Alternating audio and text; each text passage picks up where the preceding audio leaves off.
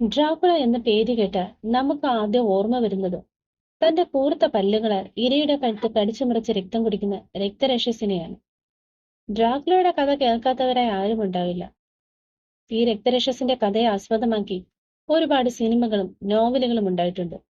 പ്രശസ്ത ഐറിഷ് എഴുത്തുകാരനായ Bram സ്റ്റോക്കറിന്റെ കഥാസൃഷ്ടിയാണ് Dracula. എന്നാൽ ഡ്രാക്കുള വെറുമൊരു കെട്ടുകഥയല്ല എന്നതാണ് സത്യം. ഏതാണ്ട് 600 വർഷങ്ങൾക്ക് മുമ്പ് റൊമാനിയയിലെ വലാച്ചി എന്ന പ്രദേശത്തെ രാജകുമാരനായ വ്ലാദ് മൂന്നാമനാണ് പിൽക്കാലത്ത് എല്ലാവരും ഭയപ്പെട്ട ഡ്രാക്കുള എന്ന രക്തരക്ഷസായി മാറിയത്. യഥാർത്ഥത്തിൽ അയാൾ രക്തരക്ഷസായിരുന്നു. ഇതിന്റെ സത്യാവസ്ഥ അറിയാനായി welcome back to my channel mystery busters.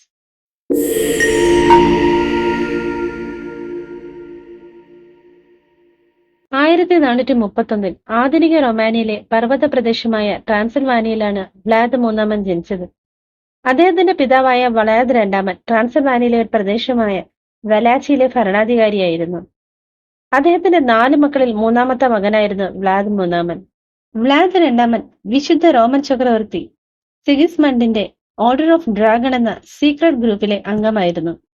വിദേശ ആഭ്യന്തര ശക്തികളിൽ നിന്ന് ഹംഗേറിയൻ രാജവാഴ്ചയെയും മതവിരുദ്ധരിൽ നിന്ന് കത്തോലിക്ക സഭയും സംരക്ഷിക്കുക എന്നതായിരുന്നു ഈ ഗ്രൂപ്പിന്റെ ലക്ഷ്യം. ഇതിൽ അംഗത്വം നേടിയതിനു ശേഷം വ്ലാദ് രണ്ടാമന് ഡ്രാക്കുള എന്ന കുടുംബ പേര് ലഭിച്ചു. അതിനാൽ സ്വാഭാവികമായും അദ്ദേഹത്തിന്റെ മകനെ ഡ്രാക്കുളയുടെ മകൻ അല്ലെങ്കിൽ ഡ്രാക്കുളി എന്നാണ് വിളിച്ചിരുന്നത്.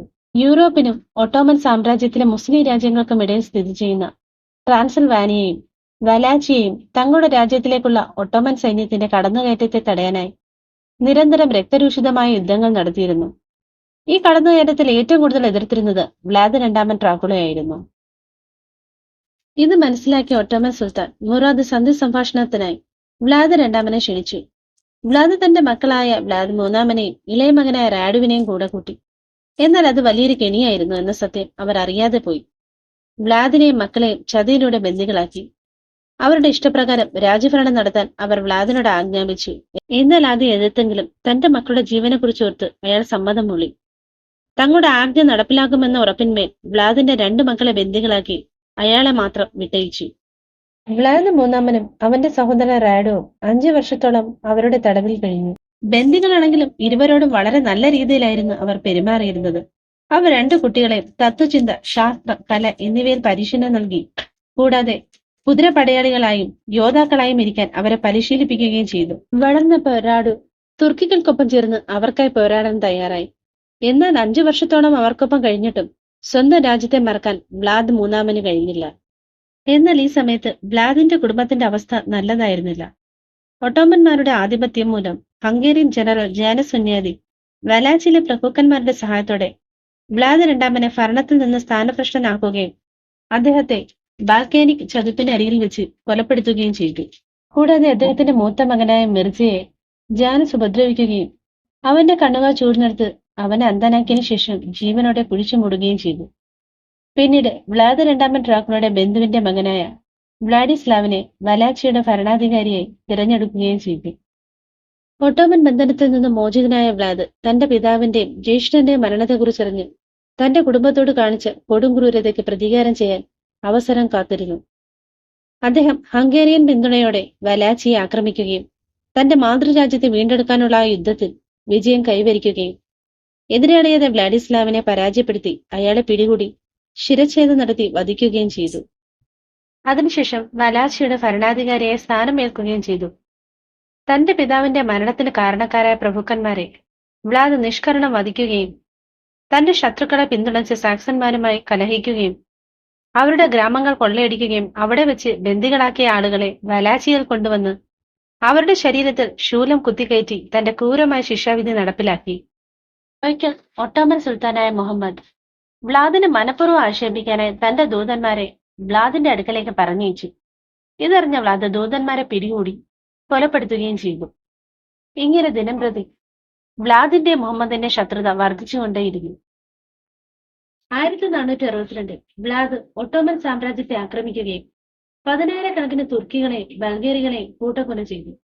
കൂടാതെ പോരാട്ടത്തിൽ നിർദോഷികളായ പാവങ്ങളായ ജനങ്ങളെയും അയാൾ തന്റെ ദേഷ്യത്തിനിരയാക്കി. 23,884 തുർക്കികളെ അയാൾ കൊന്നൊടുക്കി.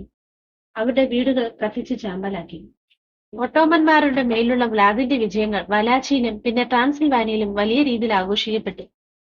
പയസ് രണ്ടാമൻ മാർപ്പാപ്പ പോലും വ്ലാദിന്റെ ഈ വിജയത്തിൽ മതിപ്പുളവാക്കി. വ്ലാദിന്റെ ഈ വിജയത്തിന് പിന്നിലെ നരഹത്യ അയാൾക്ക് ഒരു ദുഷ്പേര് നേടിക്കൊടുത്തിരുന്നു. അയാളുടെ പറഞ്ഞറിയിക്കാനാത്ത സാഡിസത്തിന്റെ കഥകൾ യൂറോപ്പിലുടനീളം പ്രചരിച്ചിരുന്നു.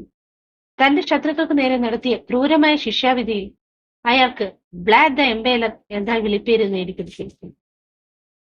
അയാൾ വിവിധ മാർഗങ്ങളിലൂടെ ഏകദേശം 80,000 പേരെ കൊന്നൊടുക്കിയതായി കരുതപ്പെടുന്നു.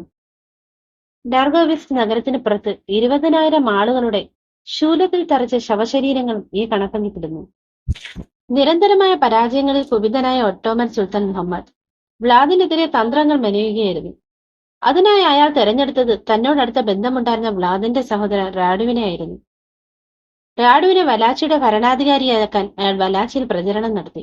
ജനങ്ങൾക്ക് വ്ലാദിന്റെ ക്രൂരകൃത്യങ്ങളോട് പൊതുവെ വെറുപ്പുള്ളതിനാൽ ഈ അവസരം അവർ മുതലെടുക്കാൻ തുടങ്ങി. ഇതറിഞ്ഞ വ്ലാദ് മുഹമ്മദിനെ ജീവനോടെ പിടിക്കാനോ അതല്ലെങ്കിൽ അയാളെ അപായപ്പെടുത്താനുമായി മുഹമ്മദ് തമ്പടിച്ചിരുന്ന ക്യാമ്പിൽ ആക്രമിക്കാൻ പുറപ്പെട്ടു. എന്നാൽ അപ്പോഴേക്കും സുൽത്താനും സൈന്യവും ക്യാമ്പ് വിട്ടു പോയിരുന്നു. അങ്ങനെ സുൽത്താൻ മുഹമ്മദ് ഡർഗോവിറ്റയിൽ പ്രവേശിക്കുകയുണ്ടായി. ആ പട്ടണം വിജനമായിരുന്നു. എന്നാൽ കുറച്ചു ദൂരം ചെന്നപ്പോൾ അവർ കണ്ട കാഴ്ച ഞെട്ടിക്കുന്നതായിരുന്നു. ശൂലത്തിൽ തെറിച്ച ആയിരക്കണക്കിന് ആളുകളുടെ ജീർണിച്ച ശവശരീരങ്ങൾ, അതിൽ നിന്ന് വമിക്കുന്ന ദുർഗന്ധവും അതിനു ചുറ്റി പറക്കുന്ന കാക്കകളും കഴുകന്മാരും ഇതെല്ലാം കണ്ട് പരിഭ്രാന്തരായ മുഹമ്മദും സൈന്യവും യുദ്ധത്തിൽ നിന്ന് പിൻവാങ്ങാൻ തീരുമാനിക്കുന്നു. എന്നാൽ വ്ലാദിന്റെ സഹോദരൻ യുദ്ധത്തിൽ നിന്ന് പിന്മാറാൻ തയ്യാറായില്ല. അയാൾ തന്റെ ദൂതന്മാരെ വ്ലാദിന്റെ അടുക്കലേക്ക് അയച്ചു തന്റെ സുൽത്താന് അവരുടെ രാജ്യം ആക്രമിക്കാൻ കഴിയുമെന്ന് വെല്ലുവിളി ഉയർത്തി. തുടർന്ന് നടന്ന യുദ്ധത്തിൽ റാഡുവിനെയും അദ്ദേഹത്തിന്റെ ഒട്ടോമൻ സൈന്യത്തെ വ്ലാദ് പരാജയപ്പെടുത്തി. എന്നാൽ യുദ്ധത്തിൽ കൂടുതൽ വലാച്ചിയക്കാർ മരണപ്പെട്ടു. തന്റെ സൈന്യബലം കൂട്ടാനായി ഹംഗറിയിലെ രാജാവായ മത്തിയാസ് കോർവിനസിന്റെ സഹായം തേടാൻ വ്ലാദ് ട്രാൻസിൽവാനിയയിലേക്ക് പോയി. എന്നാൽ മത്തിയാസ് വ്ലാദിനെ തടവിലാക്കി. 15 വർഷത്തോളം വ്ലാദ് മത്തിയാസിന്റെ തടവിൽ കഴിഞ്ഞു. ഈ കാലയളവിൽ ജർമ്മനിയിലും ഇറ്റലിയിലും അദ്ദേഹത്തിന്റെ കഥകൾ പ്രചരിക്കാൻ തുടങ്ങി. ഒടുവിൽ മോൾഡോവിയയിലെ ഭരണാധികാരിയായ സ്റ്റീഫൻ മൂന്നാമന്റെ അഭ്യർത്ഥന പ്രകാരം വ്ലാദിനെ മോചിപ്പിച്ചു. വ്ലാദ് അവരോടൊപ്പം ചേർന്ന് ഒട്ടോമന്മാർക്കെതിരെ യുദ്ധം ചെയ്യാൻ തുടങ്ങി. 1476 ഒട്ടോമന്മാരുമായുള്ള യുദ്ധത്തിനായി നീങ്ങുമ്പോൾ ശത്രുക്കൾ പതിയിരുന്ന് വ്ലാദിനെ സൈന്യത്തെ ആക്രമിക്കുകയും അവരെ പരാജയപ്പെടുത്തുകയും ഒടുവിൽ വ്ലാദിനെ ശിരച്ഛേദം നടത്തി വധിക്കുകയും വ്ലാദിന്റെ തല വെട്ടിയെടുത്ത് രാജകവാടത്തിന്റെ മുന്നിൽ ശൂലത്തിൽ തറച്ച് ജനങ്ങൾക്ക് കാണാനായി പ്രദർശിപ്പിക്കുകയും ചെയ്തു. ഒട്ടോമൻ അധിനിവേശത്തിനെതിരെ പോരാടിയ വ്ലാദിനെ റൊമാനിയയിലെ ജനങ്ങൾ ദേശീയ നായകനെ കണക്കാക്കിയിരുന്നു. വ്ലാദിന്റെ കുടുംബത്തെ പറ്റി പറയുകയാണെങ്കിൽ അദ്ദേഹത്തിന്റെ ആദ്യ ഭാര്യയുടെ പേര് അനസ്തേസിയ എന്നായിരുന്നു. ഇവർക്ക് 3 ആൺകുട്ടികളുണ്ടായിരുന്നു. മൂത്ത മകൻ മിഹിനി, രണ്ടാമത്തെ മകൻ അകാലത്തിൽ മരണപ്പെട്ടു, മൂന്നാമത്തെ മകൻ ബ്ലാഡ് ഡ്രാക്യു എന്നിവരായിരുന്നു. ആദ്യ ഭാര്യയുടെ മരണശേഷം വ്ലാദ് ഹംഗറിയൻ ഭരണാധികാരിയായിരുന്ന മത്തിയസ് കോർവിനസിന്റെ സഹോദരിയായ യുലേന സിലഗിയെ വിവാഹം ചെയ്തു. ഇവർക്കൊരു പെൺകുട്ടിയുണ്ടായിരുന്നു. അവളുടെ പേര് മറിയ എന്നായിരുന്നു. വ്ലാദിന്റെ മരണശേഷം അയാളുടെ ഇളയ മകനായ ബ്ലാഡ് ഡ്രാക്യു വലാച്ചിയിലെ ഭരണാധികാരിയായി മാറുകയും ചെയ്തു. ഇതായിരുന്നു ഡ്രാക്കുളയുടെ കുടുംബം. കാലങ്ങൾ കടന്നുപോയിക്കൊണ്ടേയിരുന്നു.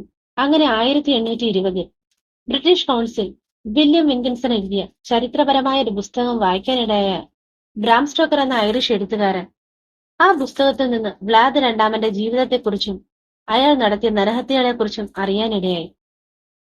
അയാളുടെ പൈശാചികമായ സ്വഭാവത്തെ ഉൾക്കൊണ്ട് ബ്രാം സ്റ്റോക്കർ വ്ലാദ് രണ്ടാമനെ ഡ്രാക്കുള എന്ന രക്തരക്ഷസായി തന്റെ കഥയിലൂടെ പുനഃസൃഷ്ടിച്ചു.